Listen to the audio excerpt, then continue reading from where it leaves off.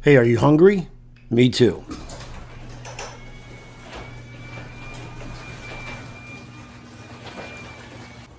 Today I'm going to be doing some beef short ribs, or some people might call them Dino Bones, like the Flintstones.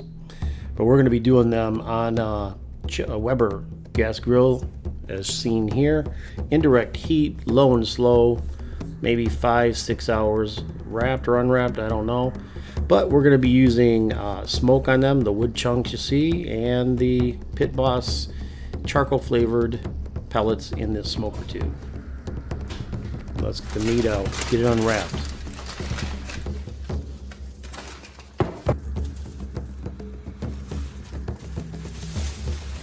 So I had the butcher cut it down to 3 bones, as you can see here. This is the membrane side down. You want to leave that on. Don't take it off. It'll help it stay together. Leave it on.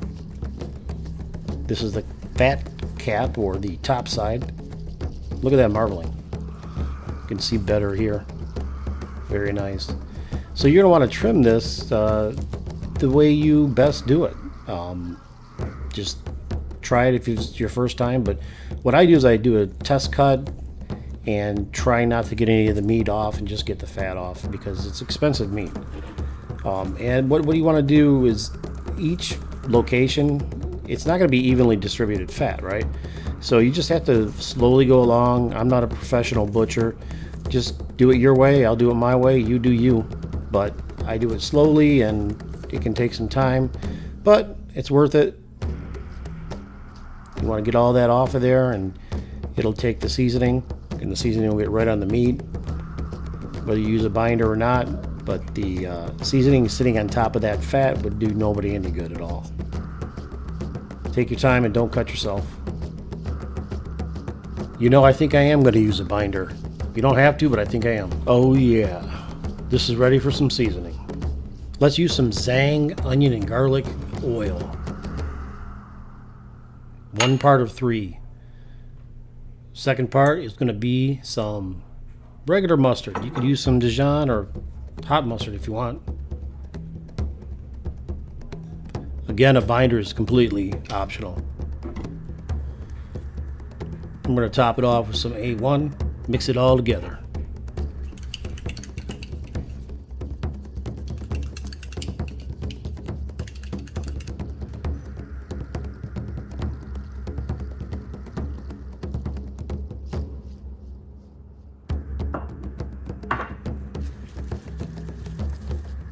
So I'm going to use a combination of 2 seasonings. I'll leave a link below in the description. Oh, Canada seasoning, it has some red peppers in it, and Grill Master's Montreal steak seasoning.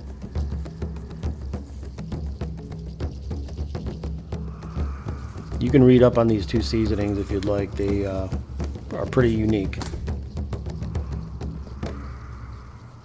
Of course, there's a lot of unique and popular seasonings out there, so it's completely a personal choice.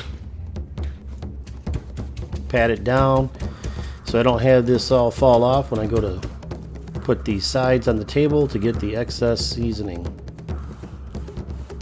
No need to waste this stuff. Some's gonna fall off on the table anyways. Might as well scoop it up for the sides. Waste not, want not.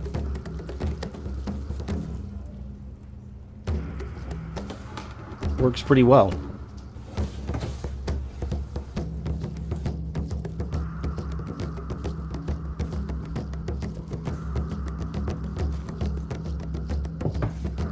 Ta-da! Alright, let's get this in the original butcher bag that it came in. And we'll seal it up a little bit and get it in the fridge for either 4 hours or overnight, whichever you prefer. Just let it come to room temperature by sitting out for an hour or so before you cook it. And we're ready. Let's use those Pit Boss charcoal flavored pellets that I referred to earlier. Put them in the smoker tube. And I think we'll light it up with a torch.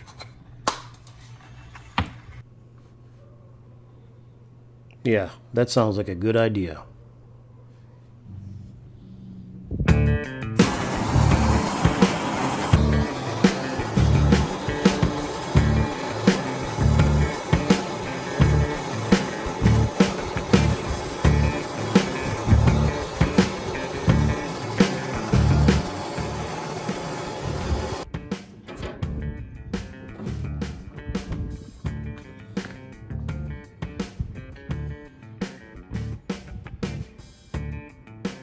So this is going to be 2 zone low and slow cooking, indirect cooking. The right side here is going to have the heat source that's going to smoke the wood.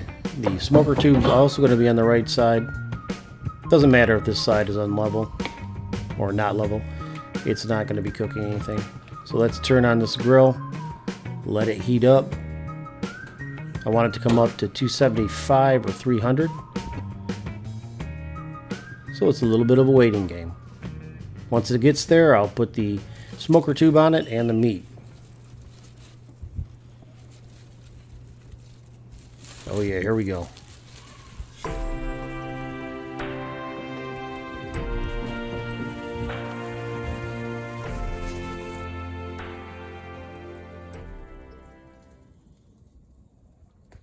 So I want the temperatures to hover around, I don't know, 280 to 310.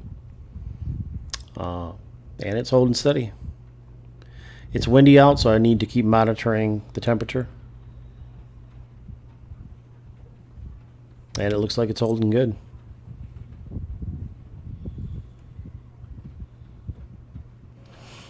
In the meantime, I might use an internal meat probe. This is the iGrill Mini. I'm not sure yet. If I do use it, it'll be later. So this is about an hour in. It's not looking too dried yet. I'm not going to spritz it. Let's give it another half hour. Okay, that's a nice color right there. I'll turn it around for even cooking. And we will spritz it. This is a combination of water, red wine vinegar, and Worcestershire sauce. There's literally 100 different types of combinations and recipes for spritz. Research it and do what you want to do.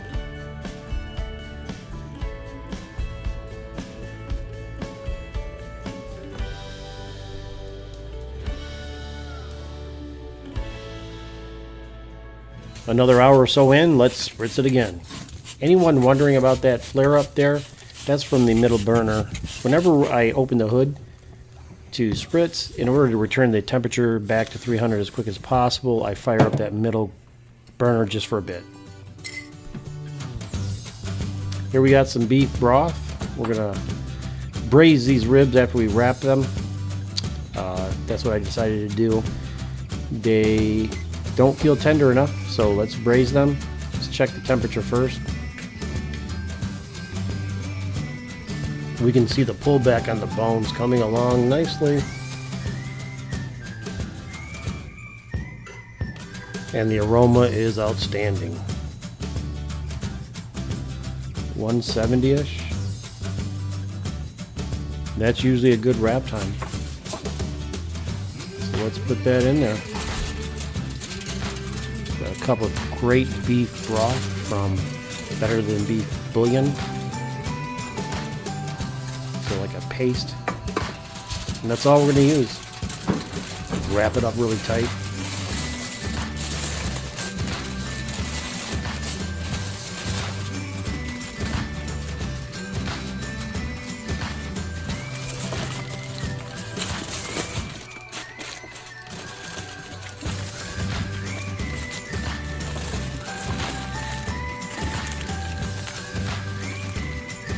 And I'm not sure I had long enough tin foil, so we're going to add another layer. You just want to keep that steam in. Want to tenderize it. And we should put this back on for no more than another hour, possibly. What the heck was that?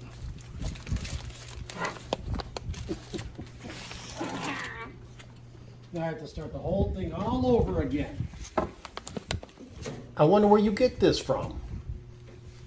I caught you. So let's tend this for about another hour.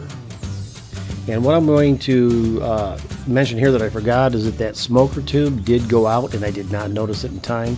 So we're not going to have the amount of smoke that I wanted on this, unfortunately.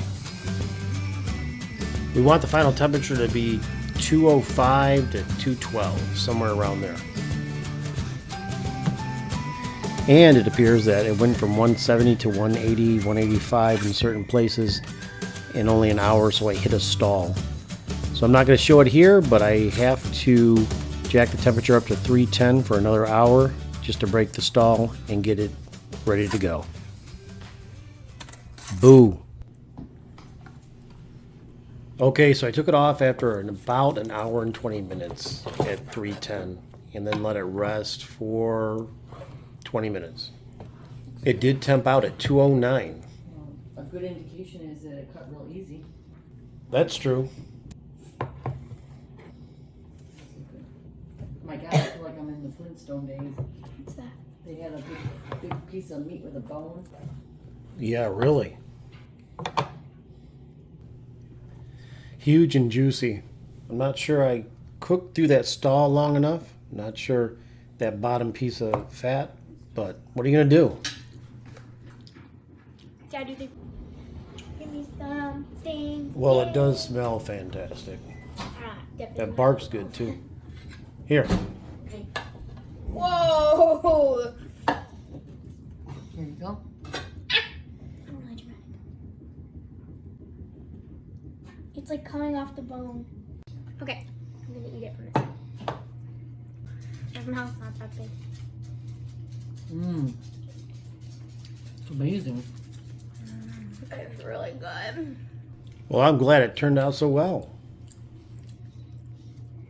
It's like it's really tender, and then like this is like crispy almost. Mmm. It got a lot of flavor. Oh my gosh, I really like it. it's so good. Glad you like it. It only took 5 hours. Well, It honestly is excellent. 6 actually.